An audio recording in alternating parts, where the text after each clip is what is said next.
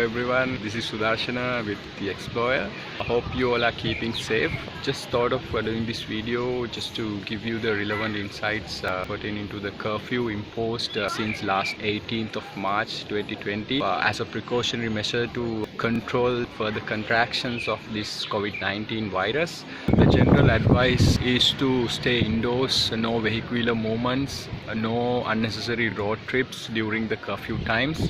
However, I heard that the police media spokesman DIG Mr. Ajit Rohana stated that there are more than 4,300 people being arrested for curfew violations, along with more than 1,000 vehicles during last few days. Guys, 4,300 is a very big number. I think it is prudent for all of us citizens to support the government and law enforcement authorities to keep this situation under control and protect Sri Lanka from this virus threat. And I think it's a very hazardous time for the country and for the entire globe. So I think we have to be very responsible as citizens and we have to support the law enforcement authorities as well as the healthcare services to control this situation and eradicate this threat from the country. So I think unless otherwise we being responsible as individuals, we can't really expect this situation to be controlled. And with that request, I would like to look at the statutory laws pertaining to imposing curfew, especially section 16 of the Public Security Ordinance is applied in this context. Let me read that particular piece of legislation to you. There are 4 subsections for section 16. I'll read subsection 1 and 2 for you here, and we'll put other 2 subsections to the description of this video so that you can read along with other related sections. Section 1 of the section 16 says, where the President considered it necessary to do so for the maintenance of public order in any area, he may, by order published in the Gazette, direct that, subject to such exemption as may be made by that order or by any section, no person in such area shall between such hours as may be specified in the order be on any public road, railway, public park, public recreation ground or other public ground or the seashore except under the authority of a written permit granted by such person as may be specified in the order.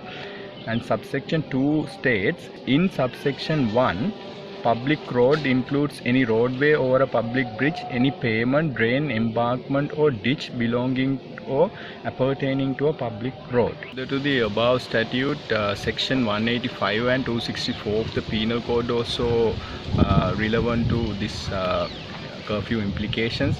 So let me read section 185.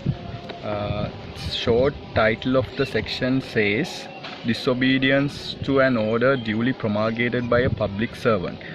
It says, whoever knowing that by an order promulgated by a public servant lawfully empowered to promulgate such order, he is directed to abstain from a certain act or to take certain order with certain property in his possession or under his management, disobeys such direction, shall, if such disobedience causes or tends to cause obstruction, annoyance or injury or risk of obstruction, annoyance or injury to any persons lawfully employed, be punished with simple imprisonment for a term which may extend to 1 month or with fine which may extend to 50 rupees or with both. And if such obedience causes or tends to cause danger to human life, health or safety, or causes or tends to cause a riot or affray, shall be punished with imprisonment of either description for a term which may extend to 6 months or with fine which may extend to 100 rupees or with both.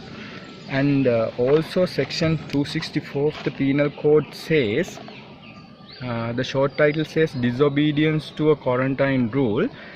And section 264 says, whoever knowingly disobeys any rule made and promulgated by government for putting any vessel into a state of quarantine or for regulating the intercourse of vessels in a state of quarantine with the shore or with other vessels, or for regulating the intercourse between places where an infectious disease prevails and other places, shall be punished with imprisonment of either description for a term which may extend to 6 months or with fine or with both.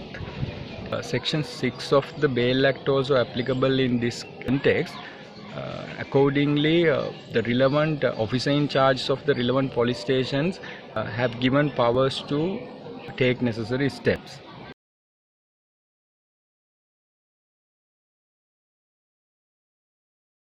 I'll put all these relevant sections to the description of this video so that you can read and understand it further. As I mentioned earlier, guys, it is our responsibility as law-abiding citizens to support government initiatives at this difficult moment to get back from this situation, and also we don't want to see our own citizens jeopardizing each other in this difficult time.